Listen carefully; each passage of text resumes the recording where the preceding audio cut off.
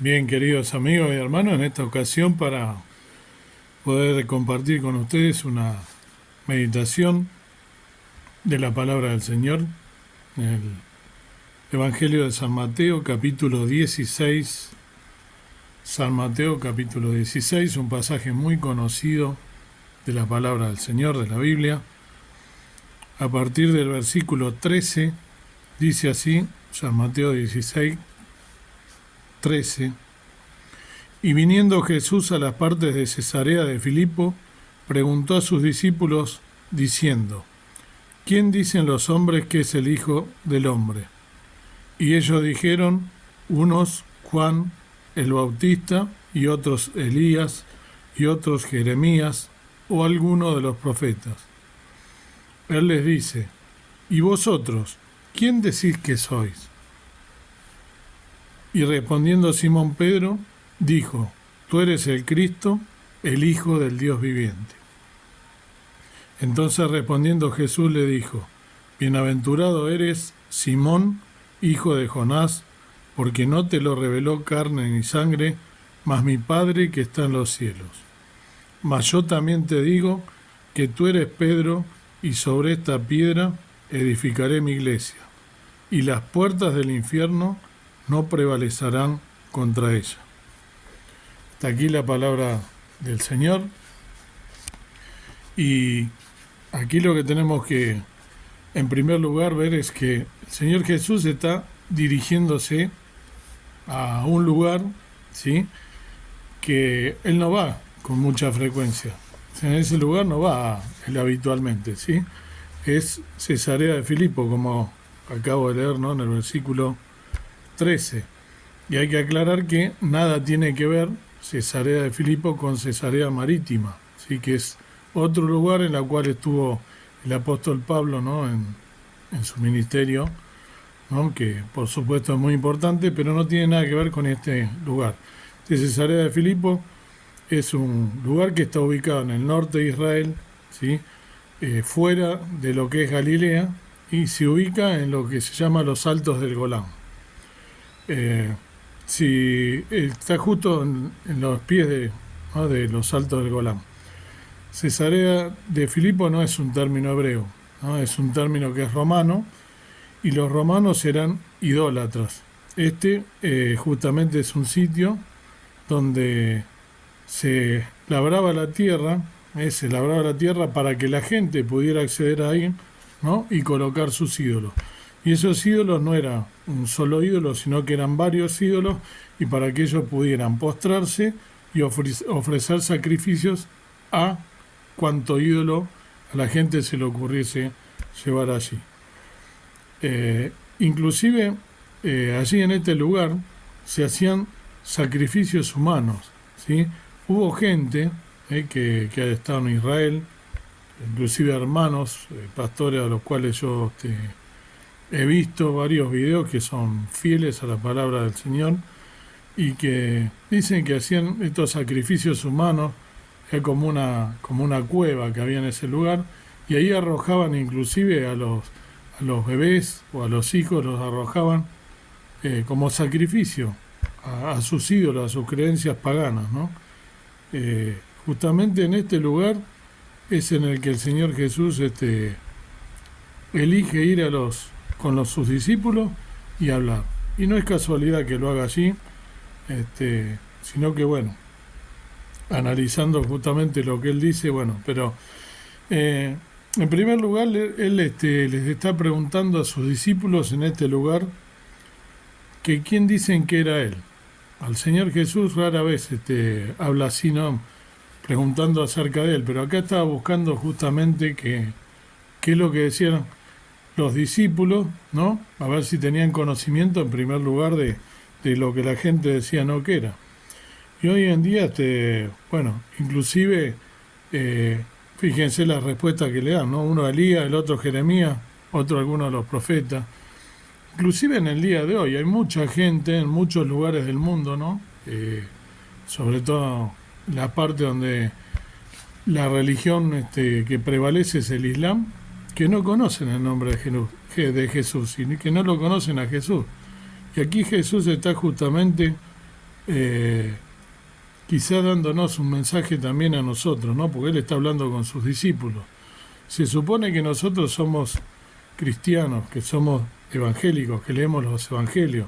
Entonces tenemos que saber interpretar los mensajes, ¿no? Aquí, así como le preguntó a sus discípulos, ¿quién dice la gente, no? Los hombres que es el Hijo del Hombre, ¿no?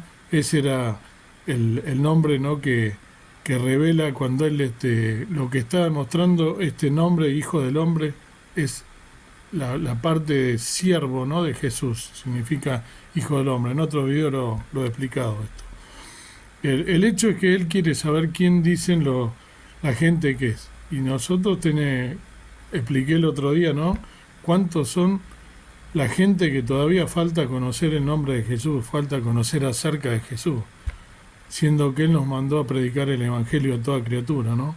Y bueno, acá le está preguntando justamente a sus discípulos quiénes decían que era Jesús. Y fíjense las respuestas que le dan, ¿no? Elías, Juan el Bautista, Jeremías o alguno de los profetas. Y entonces Jesús duplica, digamos, vulgarmente, por así decirlo, duplica la apuesta y le pregunta a ellos, ¿y vosotros quién decís que soy? Y por supuesto, ¿quién es el que primero contesta? Pedro, ¿no? Simón Pedro dijo, entonces, tú eres el Cristo, el Hijo del Dios viviente, ¿no? Él dice, no dice un hijo del Dios viviente, él dice la expresión el Hijo del Dios viviente, lo que está ahí justamente Pedro reconociendo y diciéndole al Señor Jesús, expresándole, contestándole automáticamente, ¿no? Me lo imagino a Pedro, como siempre era tan temperamental y diciendo rápidamente, así como muchas veces lo traicionó, esas contestaciones dándolas en forma simultánea o automática.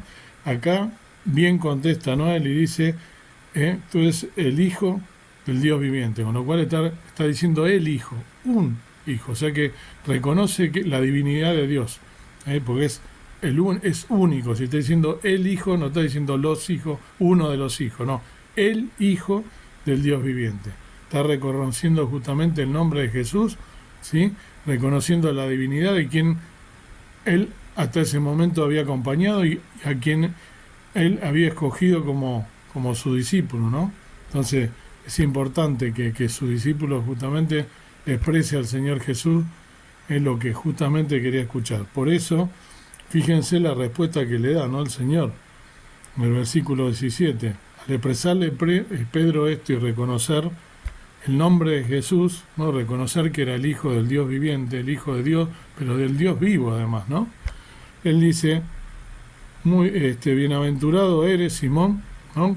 Bienaventurado, o sea, dichoso, ¿no? Él quiere decir, lleno de gozo, lleno de felicidad, bendito, ¿eh? En el original dice bendito, ¿sí? Pero son todos más o menos sinónimos, que significa que cuando nosotros reconocemos al Señor, al nombre del Señor Jesús, nosotros somos automáticamente bendecidos, somos bienaventurados, somos dichosos.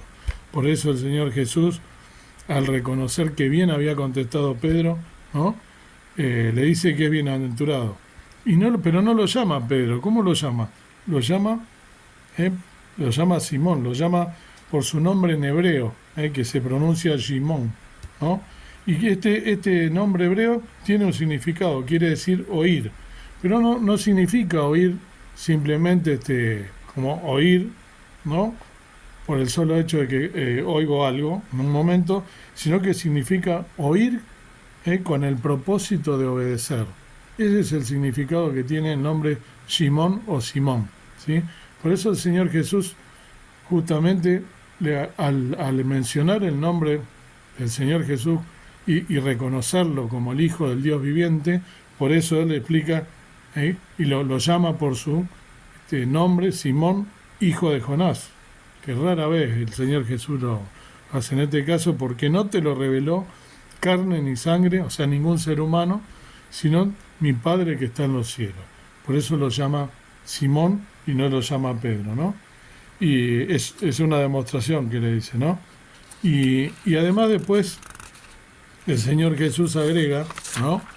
Allí ya en el otro versículo, él le dice, ahí ya lo llama por su segundo nombre, pero también tiene un mensaje, tiene todo un propósito, ¿no? Le dice, mas yo también te digo que tú eres Pedro, ¿no? Y Pedro ahora lo está llamando con su otro nombre, ese nombre Pedro que significa piedra, ¿no? Pedro significa piedra. Y le está diciendo, está haciendo un juego de palabras, ¿no? ¿Por qué? Pero ¿por qué lo llama con el otro nombre? Primero lo llama con el primero y después con el segundo. Porque cuando nosotros confesamos el nombre de Jesús, sí lo dice la palabra de Dios, cuando nosotros confesamos con la boca que reconocemos a Jesús, el nombre de Jesús, ¿qué dice la Biblia? Somos salvos. Es decir, que somos una nueva criatura. Esto tiene todo un simbolismo, una carga simbólica. Entonces, no es casualidad que el primero lo llame por su nombre, se aplique por qué, y ahora automáticamente al reconocer el nombre del Señor Jesús, al reconocerlo como el Hijo de Dios, el único Hijo, el unigénito Hijo de Dios, el Hijo del Dios viviente, él lo llama por su segundo nombre, por Pedro, porque es una nueva criatura al reconocer, ¿sí?, al Señor Jesucristo y confesar su nombre. Allí él le está diciendo, ¿no?, como un juego de palabras, ¿no? Le dice el nombre que significa piedra, y justamente le dice que tú te llamas Pedro, como si dijera que tú te llamas piedra, y que sobre esta piedra edificaré mi iglesia. Con lo cual está revelando que él justamente iba a ser quien iba a tener ese propósito, ¿no?, de fundar la primera iglesia, ¿no?, como después nosotros lo vemos eso en el libro de los Hechos, que iba a tener esa misión tan importante, ¿no?, de fundar la iglesia, que ¿qué es la iglesia? No es el edificio. Muchas veces nosotros, hasta conociéndolo, cometemos el error de decir vamos a la iglesia, vamos al templo, deberíamos decir, ¿no? La iglesia es justamente el conjunto, ¿no?, de renacidos, conjunto que formamos todos aquellos que hemos reconocido, así como Pedro lo reconoce públicamente delante de sus compañeros, ¿no?, reconocer el nombre del Señor Jesucristo como que es el unigénito Hijo de Dios, aquellos que hemos aceptado a Cristo como nuestro único y suficiente Salvador, reconociendo nuestros pecados, aceptando a Cristo como nuestro Salvador, arrepintiéndonos de esos pecados, pidiéndole perdón por esos pecados y aceptando que Él es el único que es mediador entre Dios y los hombres, Jesucristo hombre, como dice la palabra, en otro lugar. Nosotros pasamos a ser hijos de Dios, nueva criatura, y por eso somos el conjunto de la iglesia, ¿no? Somos todos los renacidos, formamos el conjunto de la iglesia universal, como también cada uno de nosotros formamos parte de la iglesia local, si es que somos miembros de una iglesia local o si asistimos a una congregación. En ese caso somos también parte de la iglesia local de cada lugar donde está sentado un templo donde se congrega, ¿no?, los hijos de Dios, aquellos que hemos recibido al Señor Jesús en nuestro corazón como nuestro Salvador. Y como decía al principio, él le dice, para finalizar, él dice, y sobre esta piedra edificaré mi iglesia. Y agrega la última parte, que no es menos importante todavía, además de darle ese mensaje, le agrega, y las puertas del infierno no prevalecerán contra ella. Las puertas del infierno no prevalecerán contra la iglesia. Y lo hace en un lugar que donde, como les dije recién, en Cesarea de Filipo, los que han ido a Israel saben bien que en ese lugar donde el Señor Jesús estaba hablando, estaba esa caverna, ese lugar, esa cueva, la cual hacían sacrificio y que recibía justamente el nombre, ¿no?, de las puertas del infierno. Y fíjense que le está diciendo, ¿no?, justamente en plena alusión a ese lugar tan idólatra, en el cual está justamente, ¿quién es el que está en el infierno? Satanás. Entonces tiene toda una carga simbólica del enemigo de nuestras almas, de Satanás, ¿no?, el infierno con todo lo que representa, con aquel lugar al que van a ir todos aquellos que van a perdición, que no han hecho lo que hicimos nosotros, de reconocer al Padre Celestial, sí, como Padre, y al Hijo Jesucristo como nuestro único y suficiente Salvador, que han rechazado la gracia que nos da de ser salvos, ellos van a ir al infierno, ¿no? Y Dios quiera que nosotros cumplamos con esta misión que nos ha encomendado el Señor Jesús, ¿no? Y así como vemos que algunos no reconocían a Jesús o lo confundían con otra persona, hoy en día, como dije al principio, queda mucha tarea por hacer, como también lo dije en otro video hace poquito, mucha tarea por hacer, son muchos los que faltan ser salvos, muchos en el mundo los que faltan conocer de Jesús las buenas nuevas del Evangelio, ¿no? Que falta conocer su palabra, que ni siquiera saben quién es Jesús, por lo tanto, que como discípulos de Jesús, o como seguidores de Jesús, como cristianos evangélicos, llámalo como quiera, pero si eres un verdadero creyente, un verdadero renacido, una nueva criatura, si has sido sellado con el Espíritu Santo a partir del momento que aceptaste a Cristo, y entiendes que ahí recién comienza la carrera del cristiano, como dice Pablo, nos queda mucha tarea por hacer. El Señor Jesús dijo, ¿no? Ir por todo el mundo y predicar el Evangelio a toda criatura. Que podamos nosotros cumplir con este ministerio que nos dejó, sabiendo que la iglesia no va a prevalecer, no la puerta del infierno no prevalecerán con la iglesia, que la iglesia va a permanecer, ¿sí? Entonces, que podamos cumplir nuestro cometido y que, esperando la venida del Señor, esa promesa bendita que tenemos de que Él va a venir a buscar a su iglesia, nos va a venir a buscar a nosotros, al cuerpo, que no nos conformemos a este siglo, como dice Pablo también en alguna de sus epístolas y en varios lugares, que no nos acomodemos a vivir acá, no una vida cómoda, una vida placentera, de quedarnos ya soy salvo y ya está, sino que realmente cumplamos con lo que Él nos llamó, que podamos hacer que ese número de los redimidos se cumpla pronto para que el reino celestial, nuestra patria celestial, el lugar en el que nosotros tenemos la ciudadanía, podamos ir y que pronto pueda de esta manera el Señor Jesús venir a buscarnos. Que Dios nos bendiga y que podamos de verdad cumplir con lo que el Señor Jesucristo nos ha dicho y que reconozcamos y que tengamos siempre presente quién es nuestro Salvador, el Hijo del Hombre, el Hijo del Dios viviente, como le expresó Pedro, que nosotros también podamos ser reconocidos como verdaderos hijos de Dios y que podamos tener un galardón en la patria celestial el día que nosotros podamos, nos venga a buscar el Señor y estemos en su presencia. Que Dios nos bendiga.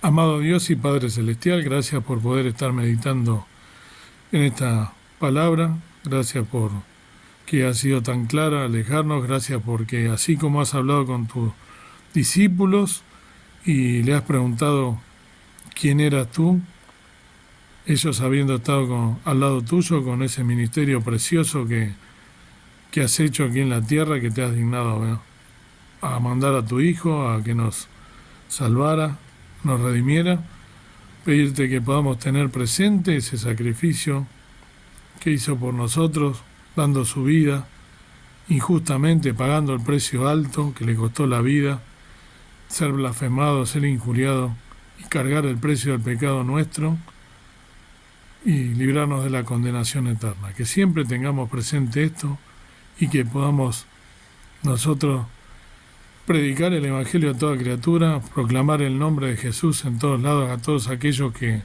se nos cruzan, que podamos de verdad ser hijos, estar a la altura hasta el día de tu venida. Que podamos serte fieles, que podamos contar al mundo que has venido a morir por cada uno de nosotros, ocupando nuestro lugar, y que te deben aceptar para poder ir a la patria celestial como nosotros tenemos la seguridad de hacerlo. Gracias por ser nuestro Salvador. Gracias por todo lo que nos das, bendícenos, ayúdanos a ser mejores hijos, a leer más tu palabra, a escudriñarla y a ponerla en práctica diariamente.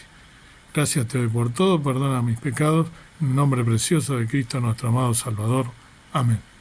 Que el Señor nos bendiga.